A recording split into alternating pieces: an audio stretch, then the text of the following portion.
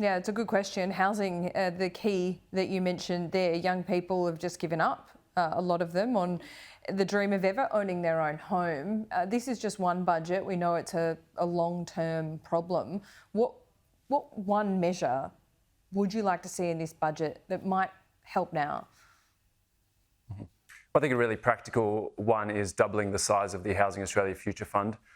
Talking to community housing providers, it sounds like it'll be totally oversubscribed. There is actually capacity within the community housing providers to build more social and affordable housing, so the government should absolutely double that. But to go to Senator Hume's point about dealing with the root cause, I find it pretty astounding that the major parties will say that. Then at the same time, when it comes to things like housing unaffordability and exactly what you're saying, young people locked out of the market, they won't even touch tax reform and looking at capital gains tax discounts and negative gearing. We have to start to turn the ship around.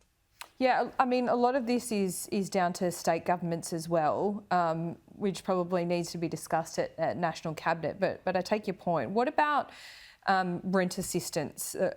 There's going to be a rise, we hear, in this budget. Again, keeping the inflation v cost of living conundrum in mind, how big should that increase be?